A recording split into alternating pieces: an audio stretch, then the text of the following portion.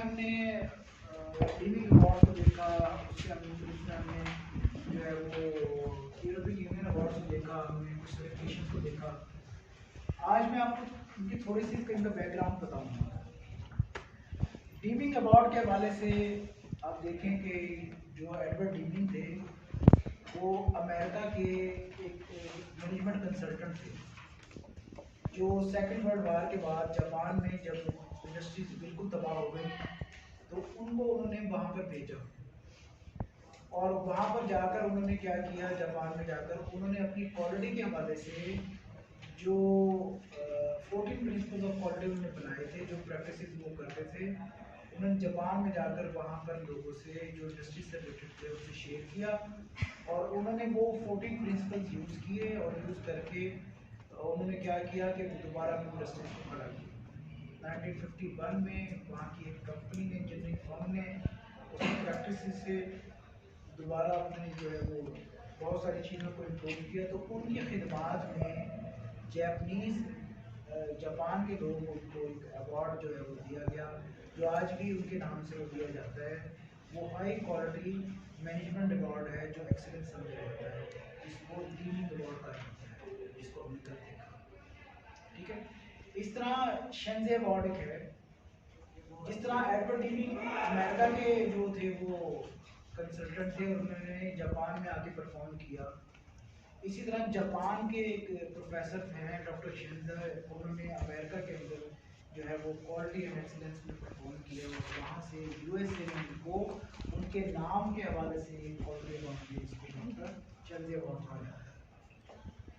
फिर अगर हम बात करते हैं यूरोपियन यूनियन के अवार्ड्स के हवाले से, इसमें एक वर्ड यूज होता है, एक टर्म लिख लें विषय अपने पास, शायद कहीं आपको काम आ जाए। ये बनेगी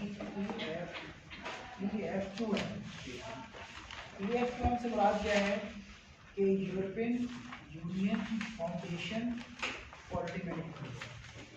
यानी कि यूरोपियन यूनियन की जो क्वालिटी मैनेजमेंट की फाउंडेशन है UF, वो क्या करती है, वो ये अवार्ड देती है उन कंपनीज को एनुअली बेसिस पर जो क्वालिटी के हवाले से अपने प्रोडक्ट या सर्विसेज के अंदर बहुत ही अच्छा परफॉर्म करते हैं। ठीक है, तो ये यूरोपियन यूनियन जब हम बात करें तो आपको पता हो कि European foundation of quality management के एनुअली बेसिस पर ये यूरोपियन अवार्ड देती है। ठीक है, फिर अगला अवार्ड मालकम बॉल्ड्रेज का भी हमने कल देखा। ये भी यूएस का अवार्ड है जो एनुअल बेसिस पर दिया जाता है। ये भी क्वालिटी एंड एक्सीलेंस के बारे में दिया जाता है और किन को दिया जाता है, वो कंपनीज जो डिफरेंट सेक्टर्स के अंदर बहुत अच्छा परफॉर्म कर रही हैं, जो अवार्ड जिनको दिया जाता है। तो ये एक अंडरस्टूड के जहन में आता है कि ये इंटरनेशनल स्टैंडर्ड्स को मीट करती हैं और इंटरनेशनल स्टैंडर्ड्स को मीट करते हुए ये क्या कर रही हैं, ये बेहतर तौर पर अपने प्रोडक्ट एंड सर्विसेज ना सिर्फ बना रही हैं बल्कि क्या कर रही हैं, ये सर्व कर रही हैं। ठीक है, तो इसके अलावा क्या था, सर्टिफिकेशन थी, जिसमें ISO 9000 की सर्टिफिकेशन हमने कल देखी। फिर हमने इन्वायरमेंटल सर्टिफिकेशन देखी। मैंने आपको बताया था कि कुछ सर्टिफिकेशन ऐसी हैं जब आप प्रोडक्ट की सर्विसेज बना रहे होते हो और आप उसको एक्सपोर्ट भी करना चाहते हो, तो ये देखा जाता है कि क्या आपके प्रोसेसेस जो हैं, जिसमें तमाम प्रोसेसेस शामिल हैं, वो इंटरनेशनल स्टैंडर्ड्स को मीट करते भी हैं या नहीं करते। अगर आप मीट करते हैं तो क्या होता है कि वो फिर आपको वो सर्टिफाइड करते हैं और जब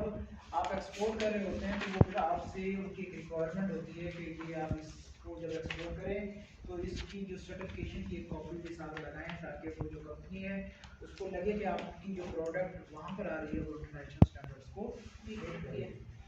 जैसे मैं आपको, ये तो एक सर्टिफिकेशन की बात होगी, जैसे आप मिसाल के तौर पर कहीं मैंगो एक्सपोर्ट करना चाहते हैं ना, और उस मुल्क की ये एक रिक्वायरमेंट है कि वो हॉट वाटर ट्रीटमेंट शुदा मैंगो हो और उसका सर्टिफिकेट आपके साथ लगा हुआ हो। तो जब हॉट वाटर ट्रीटमेंट का सर्टिफिकेट आप लगाते हैं तो जो आपसे वो इम्पोर्ट कर रहा होता है या आप जिसको एक्सपोर्ट कर रहे होते हैं, तो उसको ये एक अंदाज़ा हो जाता है कि ये जो मैंगो हमारे पास आ रहे हैं इनका पहले हॉट वाटर ट्रीटमेंट हुआ हुआ है, इनको बाकायदा जो है वो एक प्लांट से, एक प्रोसेस से गुजार कर जो है वो उन्होंने भेजा, ये हेल्थी है और जरासीम खुश से पाक जो है मैंगो हैं जो कि मुल्क में ये आ रहे हैं। तो ये these are the quality certification जो हम करते हैं। देखिए मैंने आपको एक चीज़ बताई थी